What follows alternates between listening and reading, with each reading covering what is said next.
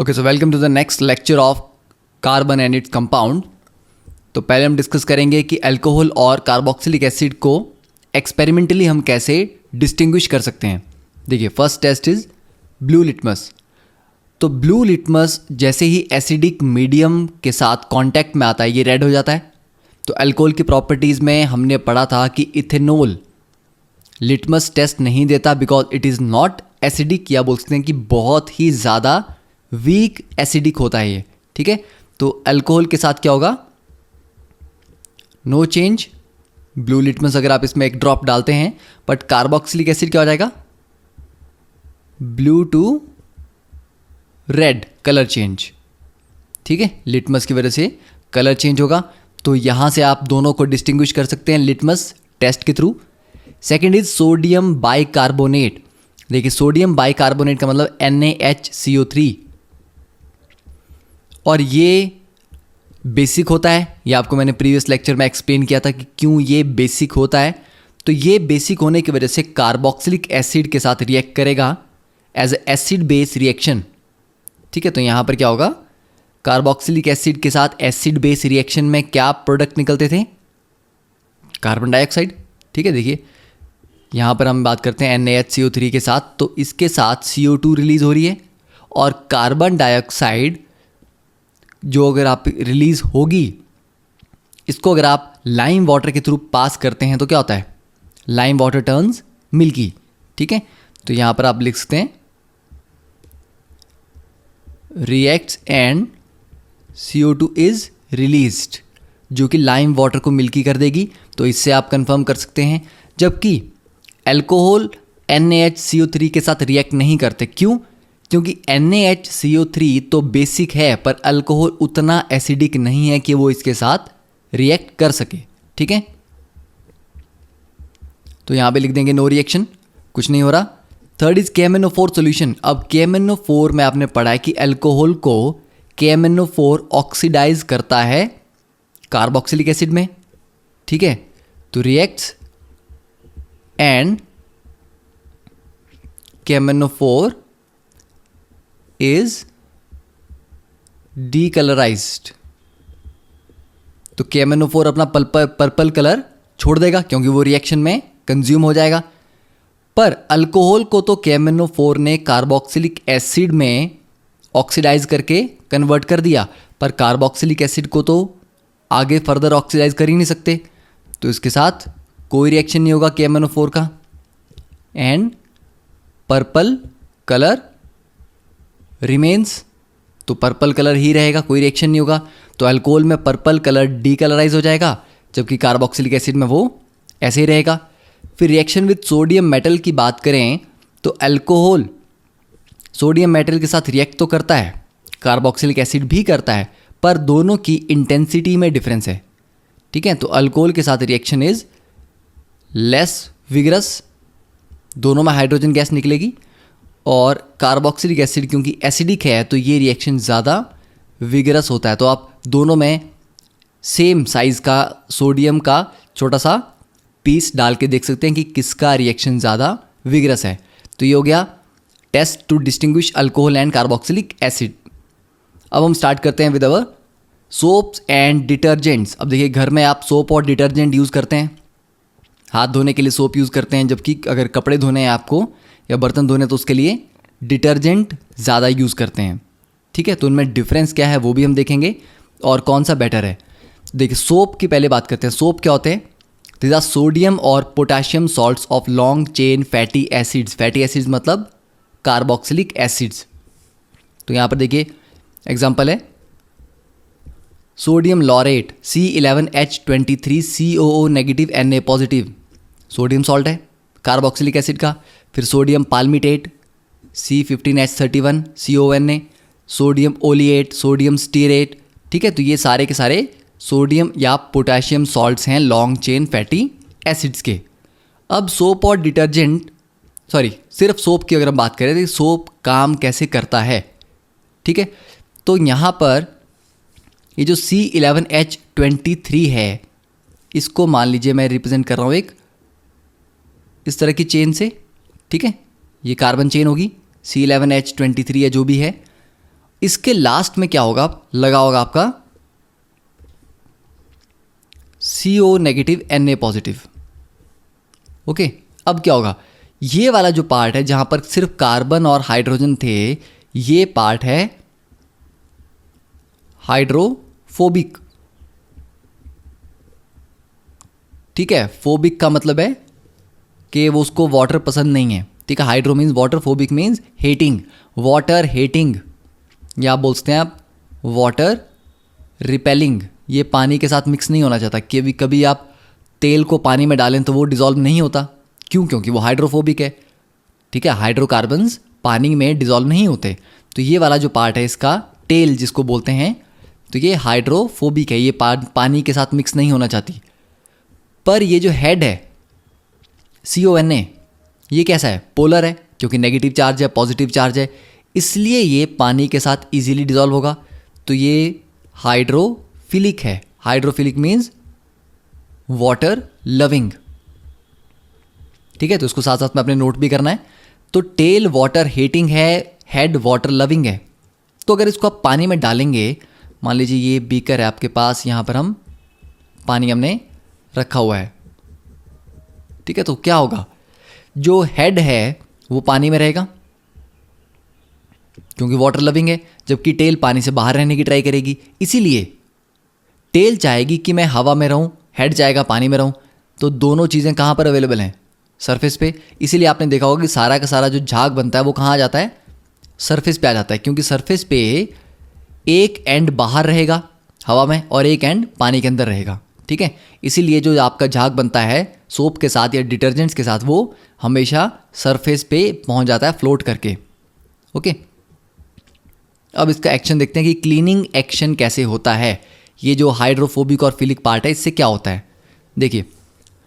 तो सोप में जब भी आपको क्वेश्चन पूछा जाए कि सोप का क्लीनिंग एक्शन बताएं, तो पहले आपको लिखना है कि सोप के स्ट्रक्चर में देयर आर 2 एंड्स जिनकी डिफरेंट प्रॉपर्टीज होती हैं। ठीक है, the 2 ends have different properties.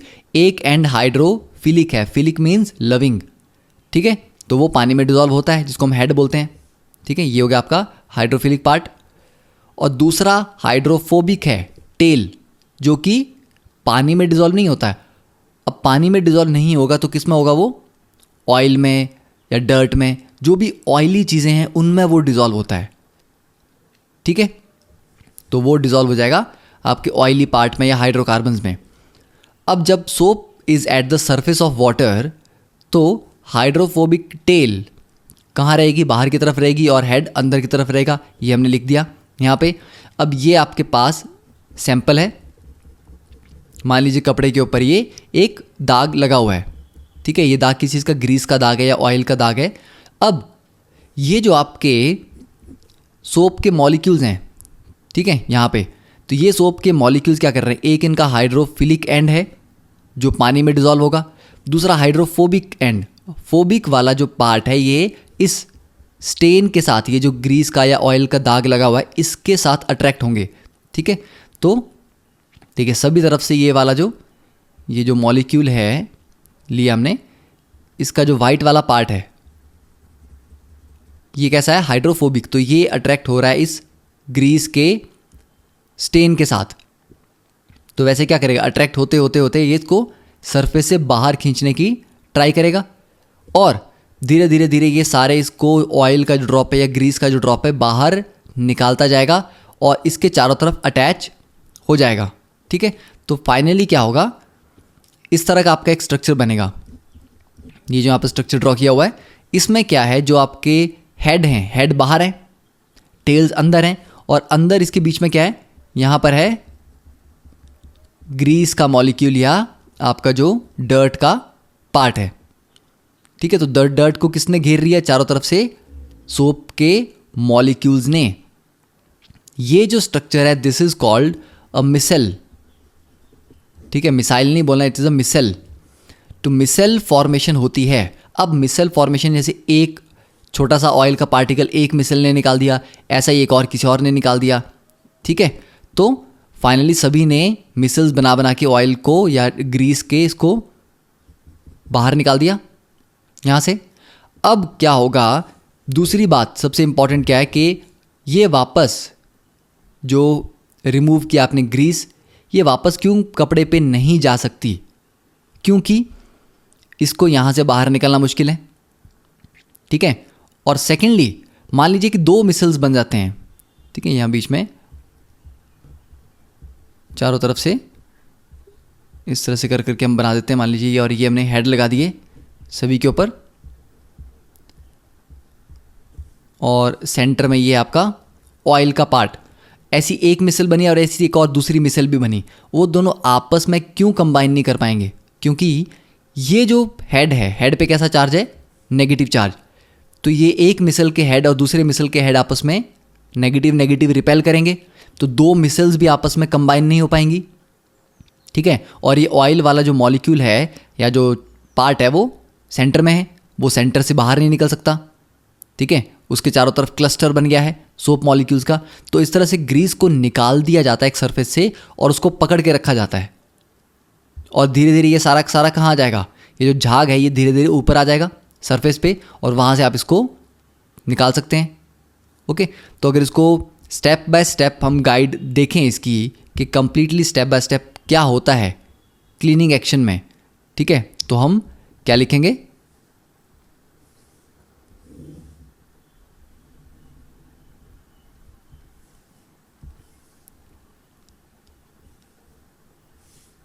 देखिए, फर्स्ट पॉइंट हम लिख सकते हैं, सोप डिजॉल्व्स इन वाटर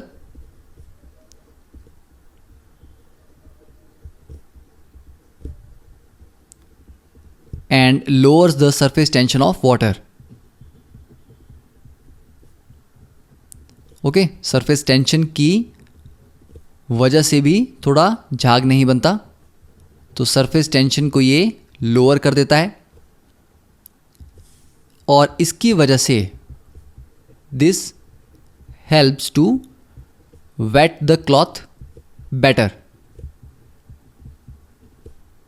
कि मतलब पानी ज़रूरी नहीं है कि कपड़े के साथ टच होगा तो उसको गीला कर ही देगा, ठीक है। आपने कभी भी देखा होगा कि आप अगर सिर्फ पानी का एक मग लेके कपड़ों पे डालना स्टार्ट करें तो वो गिरता तो है पर हमेशा उसको गीला नहीं करता, मतलब उसमें एब्जॉर्ब जो कपड़ा है उस पानी को एब्जॉर्ब नहीं करता इमीडिएटली। वो क्यों नहीं होता? सरफेस टेंशन होती है पानी में। तो पानी की सरफेस टेंशन को कम करने के लिए सोप डालते हैं। अब अगर सोप वाला सॉल्यूशन आप कपड़ों पे डालते हो वो इमीडिएटली कपड़े को गीला कर देगा, ठीक है। तो ये पहला पॉइंट बहुत ज़रूरी है कि सरफेस टेंशन को लोअर करते हैं सोप। सेकंड, जो हाइड्रोफोबिक पार्ट है, हाइड्रोफोबिक पार्ट डिजॉल्व्स इन डर्ट या ग्रीस, जो भी आपका डर्ट लगी है या ग्रीस है जो नॉर्मली नहीं निकलेगी पानी से, उसके लिए आप सोप यूज़ कर रहे हो। और जो हाइड्रोफिलिक है ये डिजॉल्व करता है पानी में।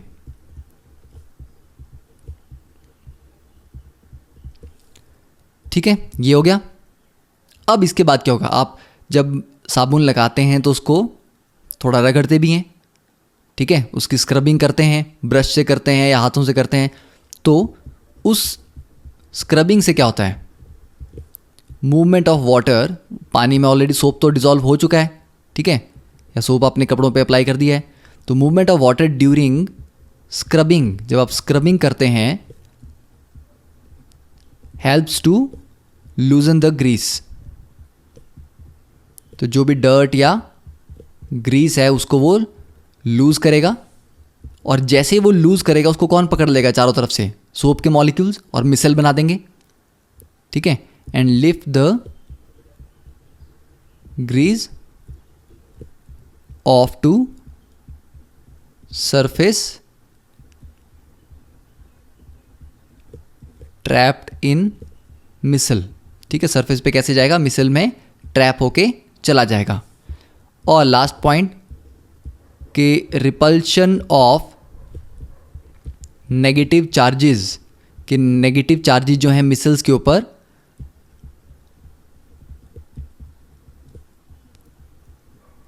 Break the grease into small droplets.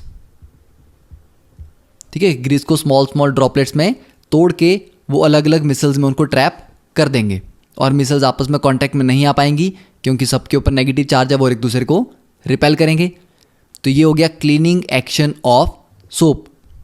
ठीक है, तो ये पॉइंट आप लिख सकते हैं और डिटेल में आपको हमेशा ये लिखना है, ये पार्ट आपको ड्रॉ करना है कि सोप मॉलिक्यूल है, हाइड्रोफोबिक एंड है, हाइड्रोफिलिक एंड है, और उसके बाद धीरे धीरे ये स्टेप बाय स्टेप सारे डायग्राम आपको यहाँ पर ड्रॉ करने हैं। ठीक है, तो ये हो गया सोप के बारे में।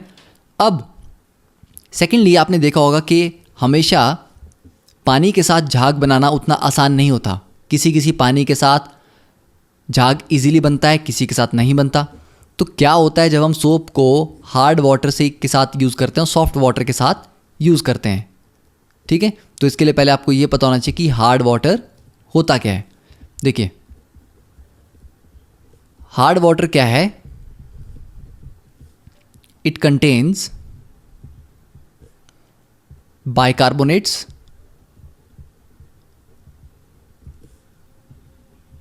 chlorides and sulfates of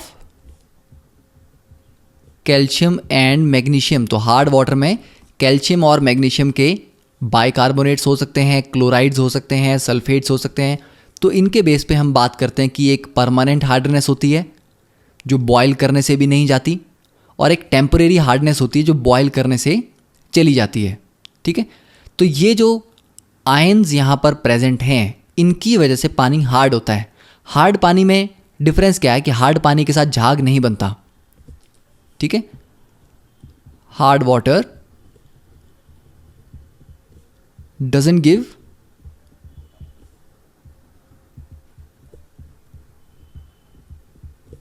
lather with soap easily. ठीक है, कि आपको सोप के साथ काफ़ी ज़्यादा सोप यहाँ पर यूज़ करना पड़ता है, अदरवाइज उसके साथ झाग आपका नहीं बनेगा, तो काफ़ी सोप यहाँ पर वेस्ट होता है। ठीक है, जबकि अगर सॉफ्ट वाटर होगा, सॉफ्ट वाटर मतलब प्योर, जिसमें ऐसे कोई आयंस, क्लोराइड, सल्फेट्स, बाइकार्बोनेट्स नहीं है। तो यहाँ पर दो डायग्राम है, ए और बी।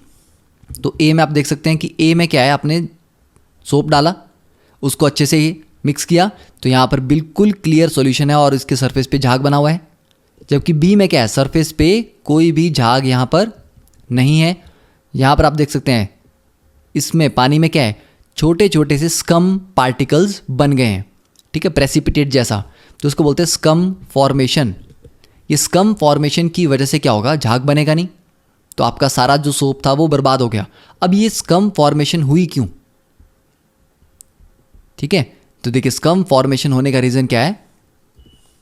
अगर आप सोप लेते हैं, मान लीजिए 2C17H35 स्टीरेट की बात करें हम, सोडियम स्टीरेट की, तो ये CO नेगेटिव अलग होगा, और ये जो सोडियम इसके साथ अटैच था, CONA था, उसकी जगह कैल्शियम 2 पॉजिटिव आयन इसके साथ मिक्स हो जाएगा और ये बना देगा C7H35 CO twice calcium solid.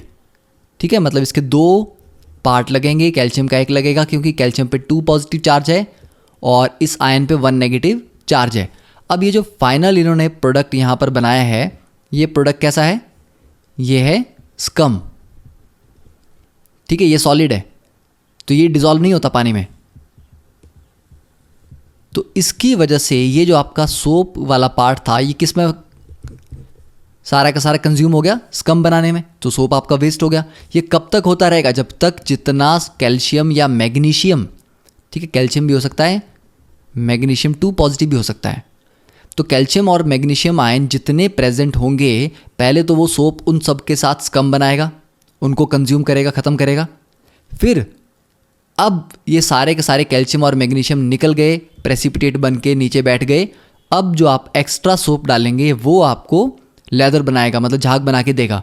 तो काफ़ी सारा जो आपका साबुन था वो तो सिर्फ इस हार्डनेस को रिमूव करने में वेस्ट हो गया। तो ये प्रॉब्लम है कि सोप हार्ड वाटर के साथ अगर हम यूज़ करते हैं तो उसकी वेस्टेज होती है। ठीक है, तो इतना क्लियर है कि सोप को हार्ड वाटर और सॉफ्ट वाटर से यूज़ करने पे क्या होता है, सॉफ्ट वाटर के साथ डायरेक्टली इट गिव्स लेदर, जबकि हार्ड वाटर के साथ it doesn't give leather easily but it produces insoluble substance called scum. Clear?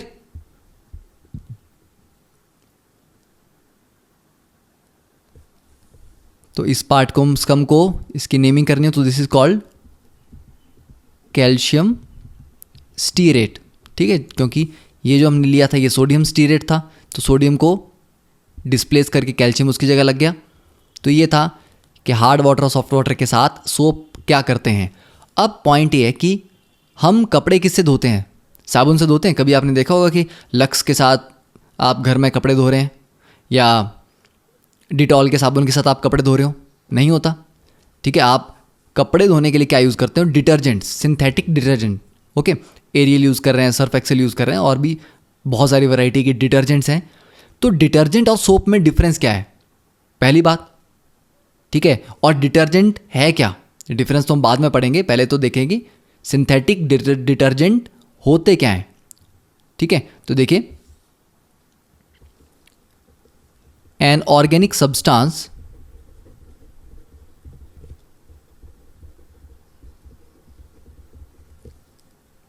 that is used for cleansing purpose. ठीक है, साथ में आपने लिखना भी है, that is used for cleansing purpose is called synthetic detergent.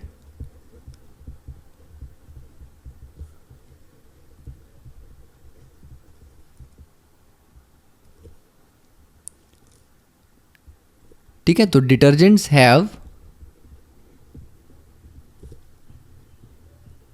Water soluble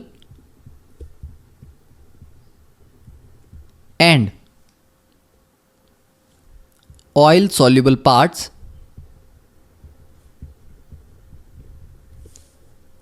similar to soap, but these are not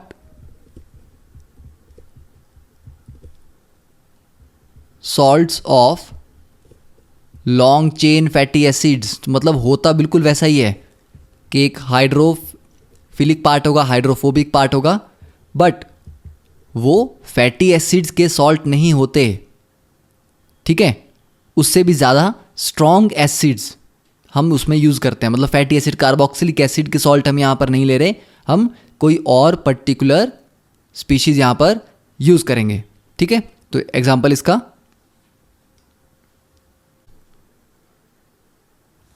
तो यहाँ पर हम बोल सकते हैं कि इनमें डिफरेंस देखने से पता लग रहा है कि यहाँ पर देखिए सल्फेट है, यहाँ पर बेंजीन सल्फोनिक एसिड है. ठीक है, तो डिटर्जेंट्स आर सॉल्ट्स ऑफ,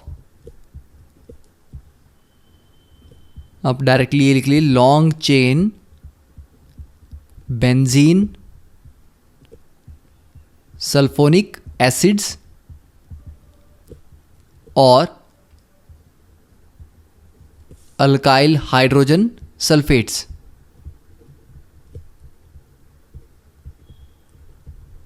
ठीक है, तो यहां पर सल्फेट है, यहां पर सल्फोनिक एसिड का पार्ट है, तो ये फैटी एसिड्स के सॉल्ट नहीं है, तो यहां पर ये डिफरेंट हो जाते हैं. अब इसका बेनिफिट क्या है? इसका बेनिफिट ये है कि सोप में क्या किया था हमने? सोप में हमने यहाँ पर सोडियम हटा के कैल्शियम चिपका दिया, जिससे ये इनसॉल्युबल स्कम बन गया. पर यहाँ पर अगर आप सोडियम की जगह कैल्शियम भी चिपका देंगे या मैग्नीशियम लगा देंगे, उससे भी ये इनसॉल्युबल नहीं बनता, ये सॉल्युबल ही रहता है.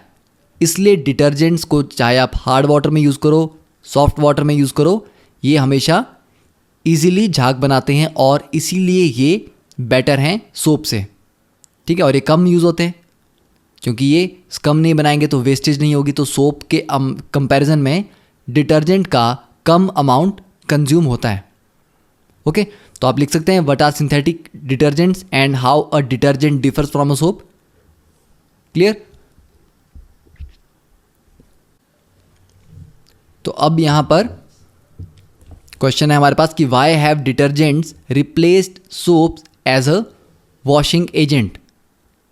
ठीक है, तो क्या क्या रीज़न है कि हम सोप की जगह डिटर्जेंट यूज़ करते हैं? फर्स्ट इज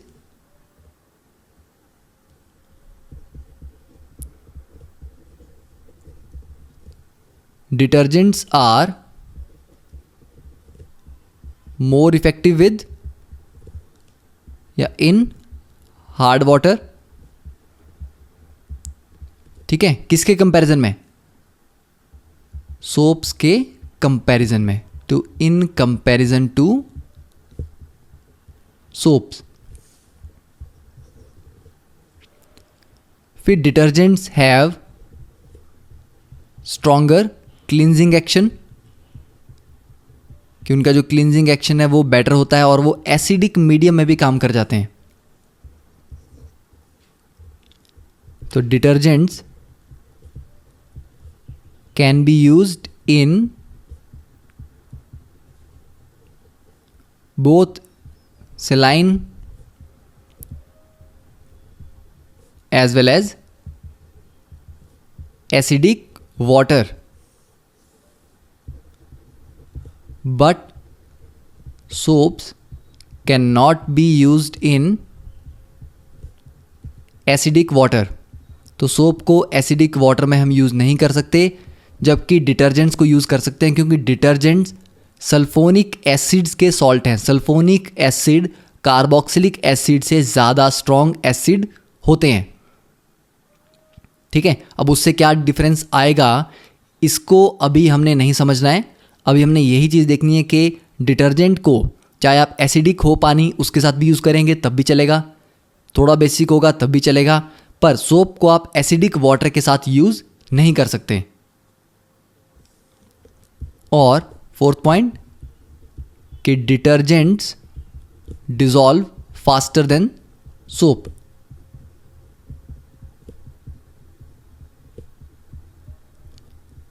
ठीक है, तो ये हमारे कुछ पर्टिकुलर पॉइंट्स हो गए कि क्यों डिटर्जेंट्स बेटर हैं सोप से।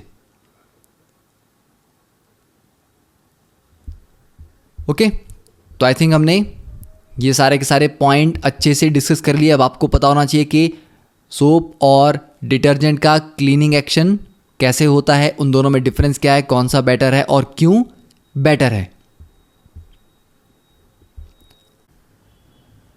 And last is the point on the biodegradability कि सोप्स जो हैं वो किससे बनते हैं, वो बनते हैं बेसिकली वेजिटेबल ऑयल से। जो ईटेबल ऑयल्स हैं उनके प्रोसेसिंग से फाइनली सोप बनाए जाते हैं। तो सोप आर बायोडिग्रेडेबल, मतलब इनको बैक्टीरिया छोटे छोटे पार्ट्स में ब्रेक डाउन कर सकते हैं। तो धीरे धीरे सोप, अगर आप कहीं पर सोप वाटर रखते भी हैं, ठीक है, तो वो एनवायरनमेंट को डैमेज नहीं करता, वो धीरे धीरे डिग्रेड हो जाता है। तो ये अगर पानी में आप डाल भी देते हैं सोप, तो वो पानी को पॉल्यूट नहीं करेगा, क्योंकि पानी में जो प्रेजेंट कुछ बैक्टीरिया हैं वो उसको ब्रेक डाउन कर देंगे। जबकि most of the detergents are not biodegradable. Most क्यों? क्योंकि detergents are made from petrochemicals, तो ये बायोडिग्रेडेबल नहीं होते। और इनको अगर आप वाटर बॉडीज़ में डाल दो, कि अगर आप किसी तालाब में जाके डिटर्जेंट से कपड़े धोने लग जाओ, तो उससे क्या होगा, वो डिटर्जेंट जो वहाँ के पानी में चला जाएगा वो डिग्रेड नहीं होगा और वो वाटर बॉडी को पॉल्यूट करेगा। तो ये बहुत ज़रूरी है कि कभी भी तालाबों के किनारे या ऐसी जगह जहाँ पर वाटर सोर्स हैं, ठीक है, जिसको लोग पीने के लिए यूज़ करते हैं या और चीज़ों पर्पज़ के लिए यूज़ करते हैं, वहाँ पर कपड़े नहीं धोने होते, क्योंकि डिटर्जेंट्स आर नॉट बायोडिग्रेडेबल।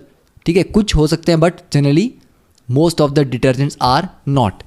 ठीक है, तो ये याद रखना है कि synthetic detergents are made from petrochemicals while soaps are made from vegetable oils, जिनकी सपोनिफिकेशन की जाती है। और जो सोडियम कार्बोनेट हमने पढ़ा था Na2CO3, इसका अगर हम हाइड्रेट लें, डेका हाइड्रेट Na2CO3.10H2O, जिसको वॉशिंग सोडा बोलते हैं, ये एक चीप डिटर्जेंट की तरह भी काम करता है। So that is all about this chapter. In the next lecture we will discuss the NCERT exercise और उसके solutions. Okay, so thank you, have a nice day.